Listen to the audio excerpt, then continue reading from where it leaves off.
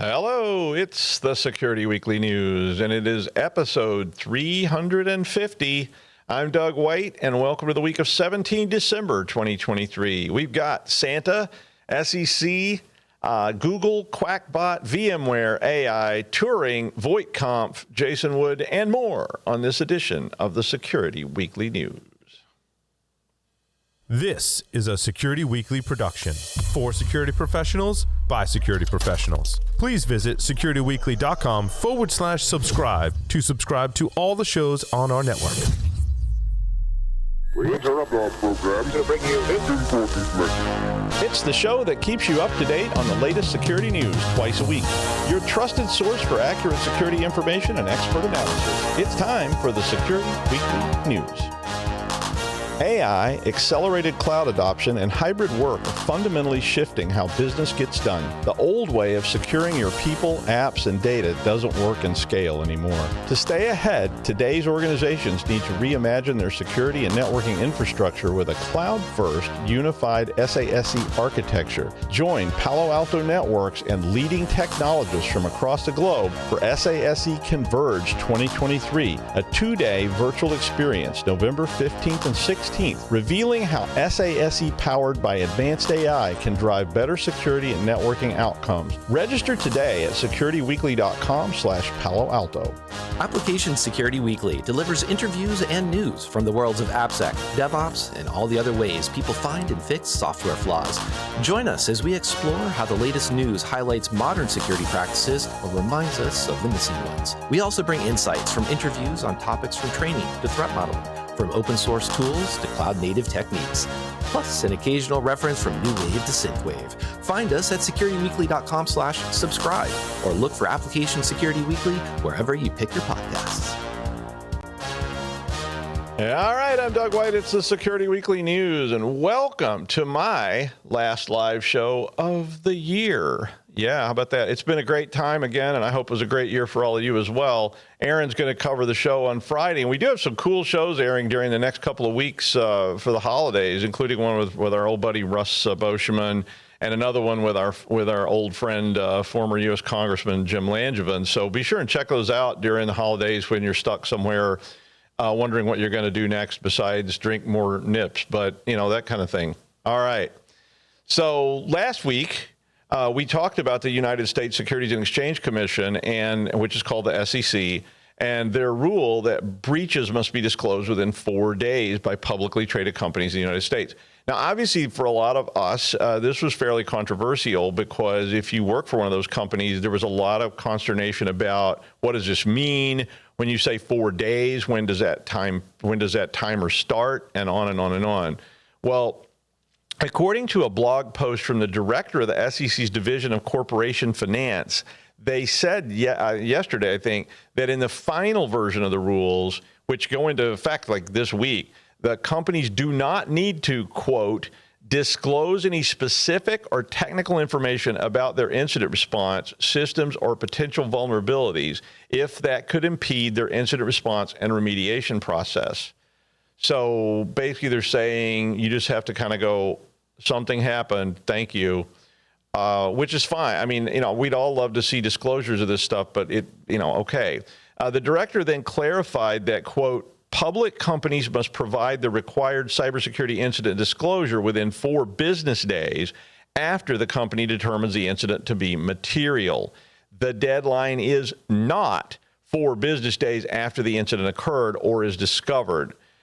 This timing recognizes that in many cases, a company will be unable to determine materiality the same day the incident is discovered. So basically, you decide what to report and when to report it, but you only have to say something happened, not what.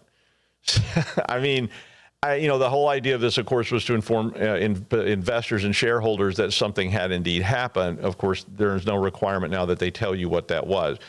There was a lot of concern about this, of course, because the rules weren't very clear last week. Nobody knew what materiality was. And I remember saying that, this is going to be in the courts for years with people deciding when that 4-day clock starts. So it's still unclear, but it's more clear than it was last time. Google will disable third-party cookies for millions of Chrome browser users on the 4th of January. Good news. The Google Chrome tracking protection feature will be rolled out to 1% of users, with plans to phase out third-party cookie tracking for all users by the second half of 2024. And this is all part of their Privacy Sandbox initiative. Google said that alternatives to third-party cookies are being developed, and some already exist, to allow sites to maintain functions like ad targeting and spam protection while now preserving user anonymity. Chrome has about 63% of the browser market, and as such, this may be the death knell for third-party cookies, because unlike Google, Safari and Firefox both got rid of third-party cookies or disabled them back in 2020. So this, was a big move forward, but because the big player didn't do it, it still persisted for a while. And of course, this affects all sorts of things like tokens and all kinds of things that might be on your system.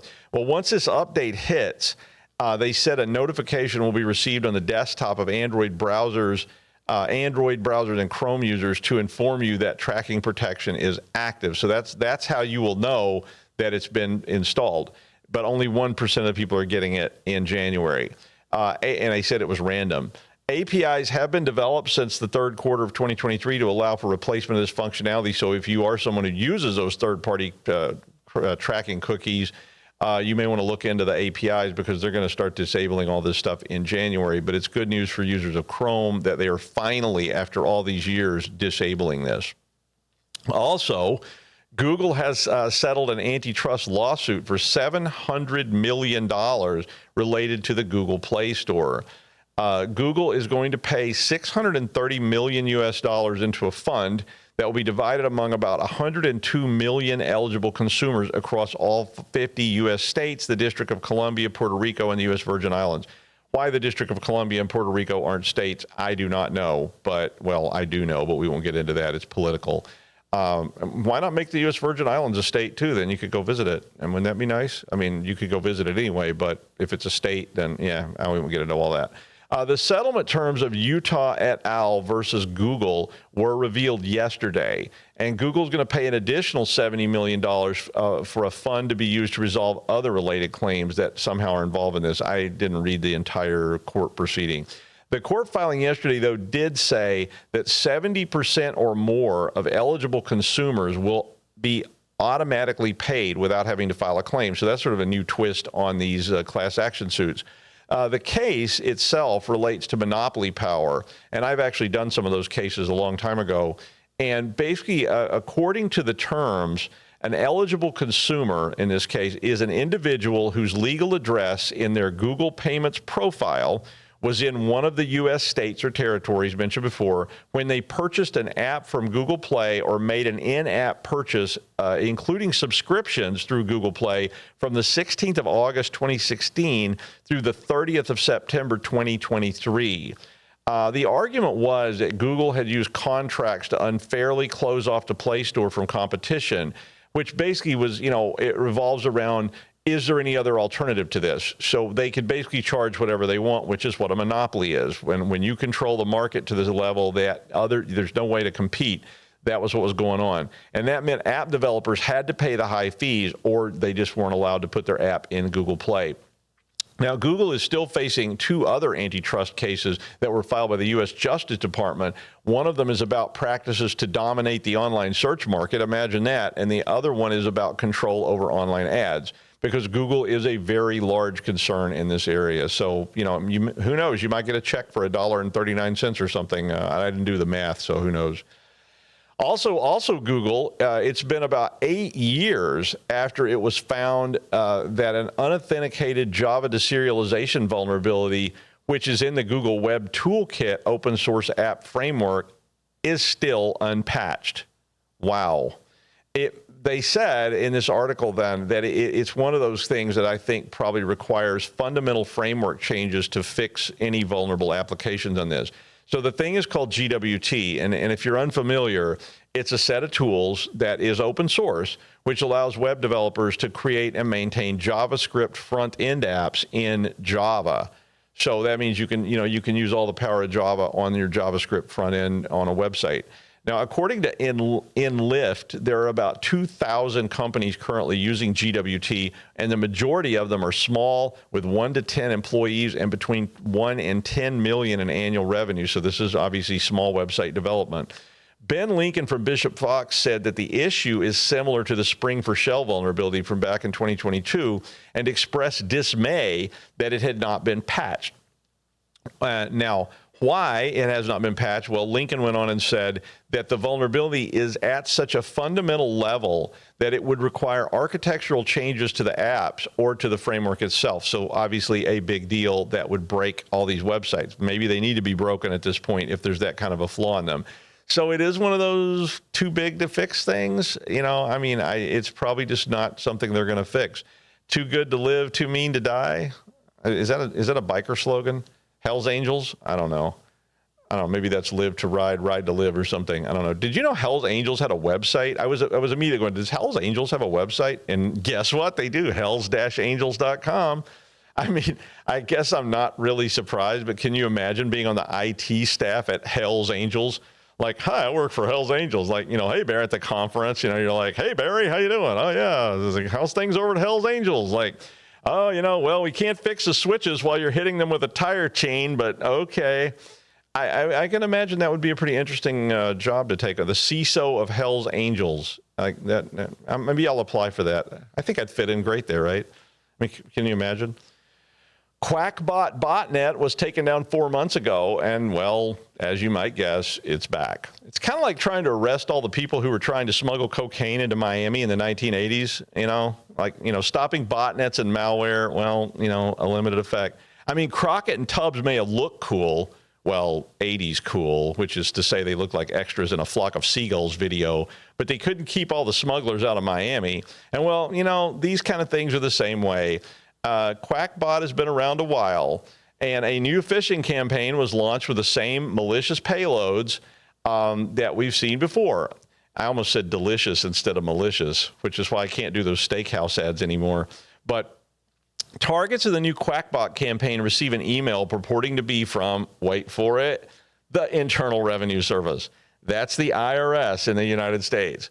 And the IRS in the United States does not communicate by email.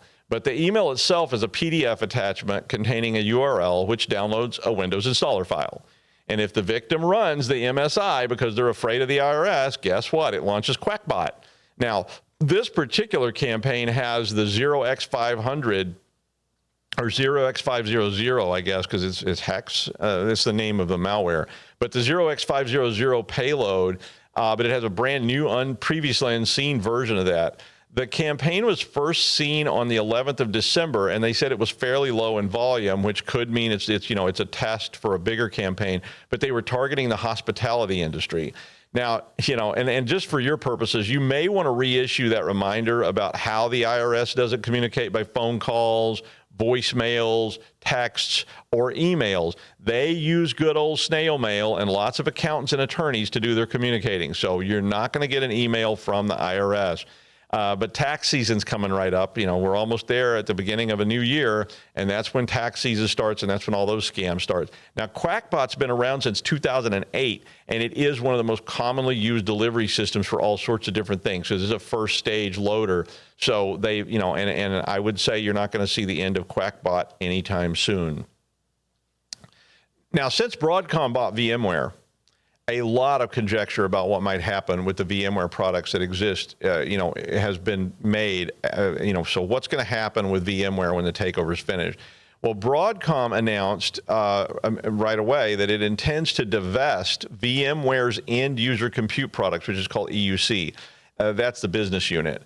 And so the EUC had made a statement saying they were very happy about the divestiture, with the general manager saying, quote, "We view this as a powerful benefit for our customers and an opportunity for our partners."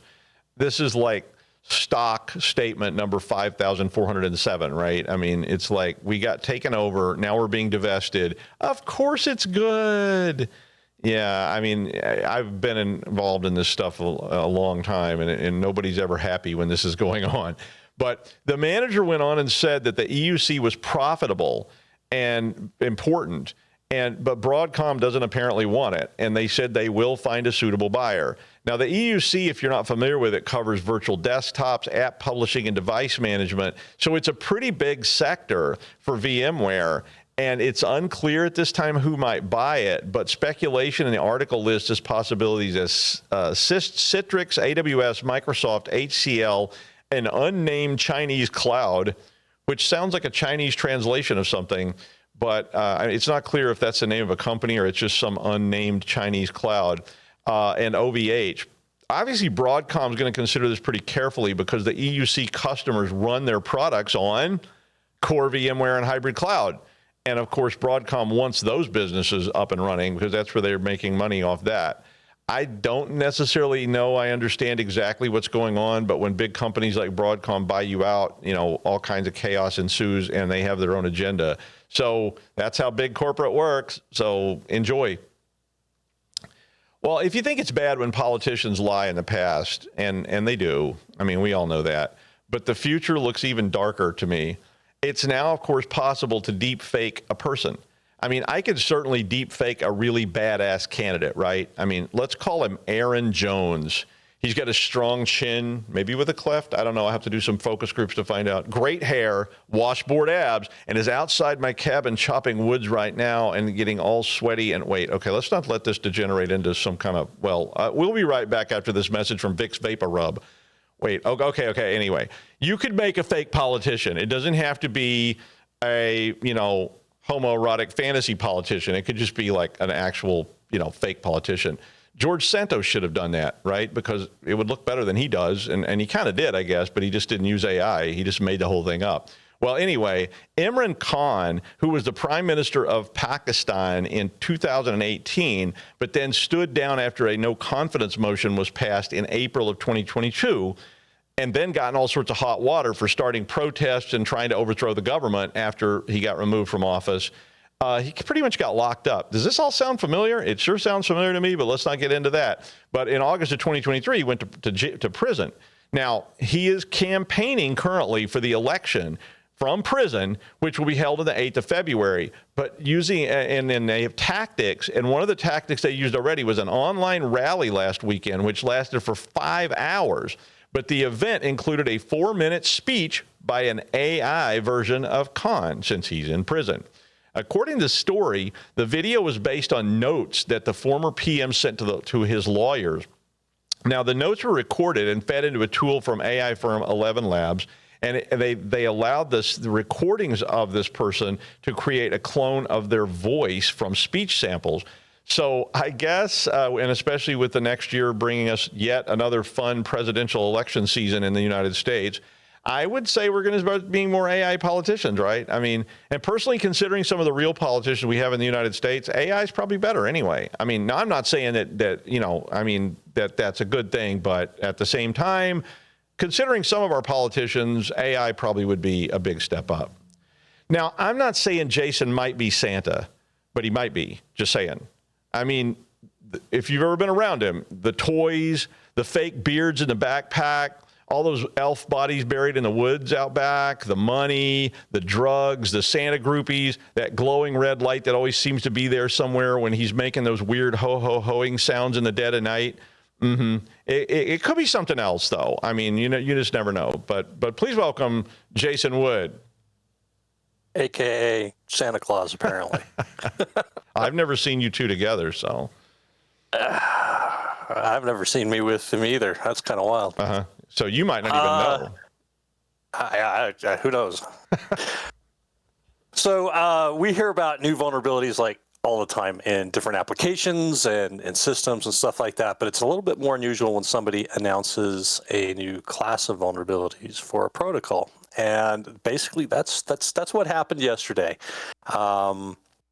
SEC Consult, a security consulting firm in Germany, announced a vulnerability that they're calling SMTP smuggling in a very lengthy and detailed blog post. Now, the idea behind the flaw is it's actually fairly similar to HTTP request smuggling, but for the SMTP protocol, and requires that the attacker be using an email service that's authorized to send domains for, at least to be more effective, to send emails for a variety of domains. So, some kind of hosting platform like Microsoft's Exchange Online, right?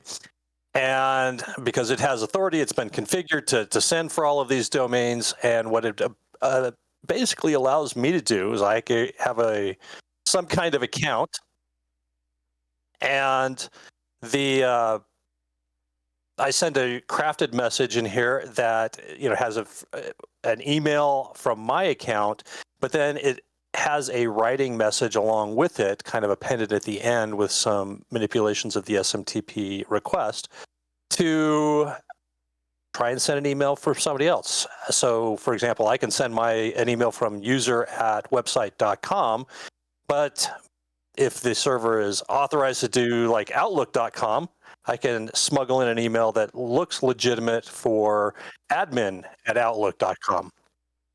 And because it's authorized to send for outlook.com, it's able to pass things like SPF, DKIM, and DMARC checks.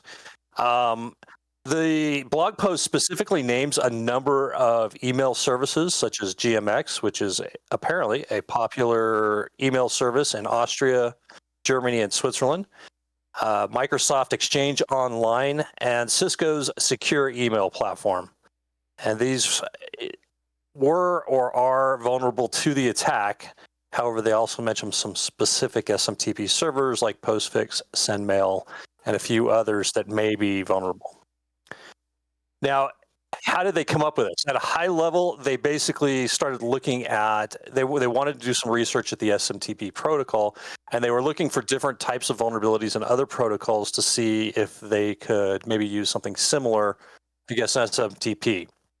And when they were looking at the HTTP protocol, they saw HTTP request smuggling, and they thought, hey, here's this line-oriented protocol with the requests and all the headers and stuff like that. Let's try and do something similar against SMTP. And that's where they came up with this. Now, if you're not familiar with HTTP request smuggling, this is where you have something like a post request that gets sent to the email to the web server, and where the post payload goes, there's a little bit of manipulation that happens, and they embed a second HTTP request as part of that, where the post payload goes. And that gets treated as a second HTTP request, maybe for something that you don't typically have authority to view. And so they riffed on this and came up with SMTP smuggling. What this hinges on is, if you've ever messed around with sending SMTP messages using like Netcat or Telnet, you'll have to go through and you hit a point where you do a carriage return line feed, a dot, and then another carriage return line feed. And that marks the end of the message, the data portion. And the email server understands that and uses it to send that along as the body of the message. But you manipulate that a little bit, and all of a sudden some of these email services are able to look at whatever comes after it, and if somebody starts sending in what appears to be a second email message with the mail from and the from fields, it starts to treat that, this is another message, and it'll send that out as well. And this is after authentication has happened and things like that. So it's kind of an interesting attack, very detailed, very difficult to kind of explain honestly like this. I would recommend reading through the blog post because, like I said, it's very lengthy, very detailed. It makes it actually where this isn't one of those posts where they say, hey, here's this vulnerability, but we're holding things back.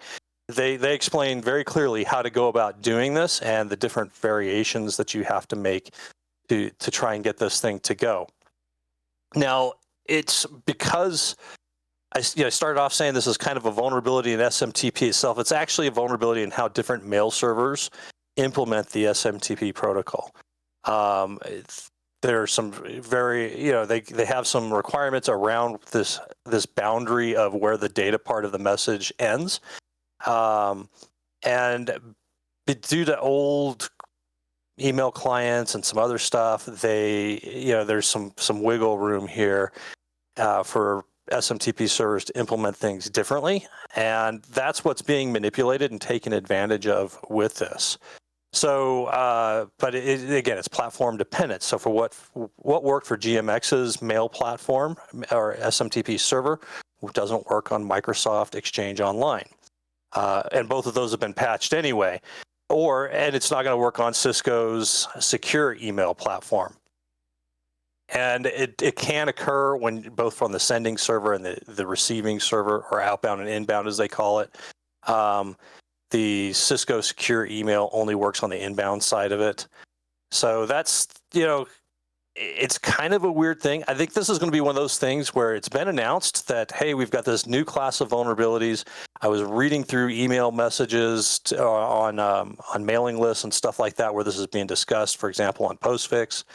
And there's still a lot of debate about, what the impact of this is. Some folks saying this doesn't look like anything in particular. Other folks are saying, yeah, it looks like this is working, and at least is a potential issue.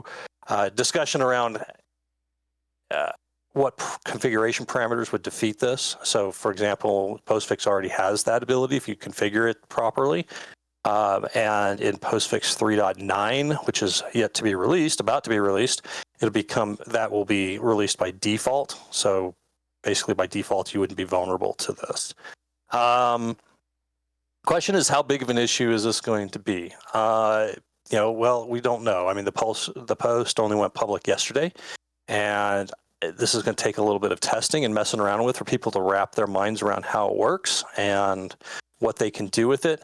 Like I said, the blog post by SEC Consult is very detailed. So they'll be, it's not like you could just sit down and start with a bash script and start figuring out how to manipulate this and give it a try. So I do imagine that there'll be a number of spammers and attackers who like to send out phishing messages are going to be trying this out and see if this is potentially useful, because if they can, pass all of the checks related to SPF, DKIM, or DMARC, then this becomes very enticing to them to send messages that look legitimate, are going to pass through spam filters and get to people's inboxes more often. Again, since this is the server that's sending this is authorized for the targeted domains, so this is going to be one to keep an eye on. I think this is going to be kind of wild. Probably going to spend some time scripting it out myself just to make sure I understand how it works. And like I said, the information's all there. Anybody who wants to read it can figure it out and create their scripts for it. So keep an eye out for this. This will be, like I said, interesting to see how this impacts and plays out in a practical sense. And with that, and in the spirit of the holidays, let's go back to Doug for his rendition of Santa Baby. Oh my! Now, okay. I almost have to, no. We have to wait till the bar is open for that, although it probably is, but you never know. In some karaoke bar somewhere, you might see that. I think the only karaoke... There's a karaoke bar open somewhere out there. I'm sure, yeah. The only karaoke I ever sang was in China, and I sang some kind of, the only thing they could find that had pinyin instead of characters, because I couldn't read the characters fast enough, was some Chinese Red Army marching song that I sang out, in this bar, and everybody was you drinking. Run for office, I know what's going to show up. Well, yeah, that's it for my security clearance. Like a video of that. So yeah, I don't know. Given today's state of things, I mean, who knows? They'd probably elect me anyway. But I could be a deep fake AI with a better chin, and it's like, yeah. Thanks, Jason. And finally, the Turing test is infamous or famous, I don't know, whichever you want to call it. But it basically is based on a 19th century parlor game as a reputed test of artificial intelligence. It's been, in sci-fi forever and ever. But essentially, the Turing test is, can an AI fool a panel of judges or a judge into believing it's a real person? Whether it's Eliza or Whimsy or Deep Blue or a Pakistani politician, we're seeing more and more over the years of the capability to fool us. Now, this article was about how that's not really a very good test, and I don't disagree with that. I mean, because is the Turing test or the ability to fool someone an actual test of intelligence, or is it just a test of a good code like Whimsy? Whimsy was one of the early, tests that people were trying. ELIZA was another one, but they weren't truly intelligent. They were just designed to appear intelligent. So what do? A Voight-Kampff test? I mean, maybe. Now, that fictional test, the Voight-Kampff, was in Blade Runner, and what they were doing was they were testing the androids for empathy, not just mimicry. And now in a Turing test, the judges don't know who they're interacting with, so they have multiple people on the other side, and they play via text. So it's not really that hard in a controlled environment to create something that could imitate a human pretty effectively, especially today. Turing tests don't really assess the ability to think and learn. Now, ChatGPT-4 convinced evaluators about 40% of the time that it was human, so it was passing Turing tests at least some percentage of the time. And, I've always said that we shouldn't worry about comparing AI to humans anyway. I'm like, let's just build better AI and leave the humans out of it, because humans suck. I mean, I don't want my AI to act like a human. It's going to immediately become like horribly racist, stupid, and I don't know, yuck. But the researchers, though, had started working on a new test that they say would have 3 challenges. One is a series of psychological experiments, like, okay, Hal, how did you feel about your mother? Do you think your camera lenses might represent a kind of repression or envy state? I don't know. The second challenge was introspection. So can you explain why you decided to turn Dave into a stuffed puppet that sings and dances for you, Hal? Why? It's so awful. Why?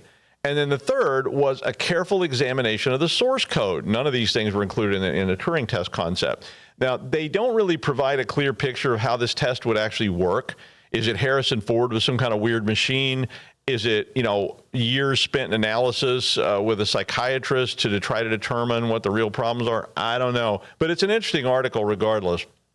Well, it's been a great year being here with you. I really do appreciate all of you watching and listening and feeding back, every week. I do want to thank Jason and Aaron for being the best co-hosts of all and being good sports all around, and our amazing crew here in the studio who actually make it all happen, because they don't get any credit at all. They don't even have a credit roll like on a TV show or something, but they're the ones over there doing all the work while I sit here having a good time. But happy holidays to all of you, and happy New Year. And, if you don't participate in such things, well, have a nice day anyway. But, we are going to have pre-recorded content over the break. Aaron will be here on Friday to do the news while I'm flying away. And I will see you next year on the Security Weekly News. And that's the news. Thanks, Jason. We'll see you sometime. Bye.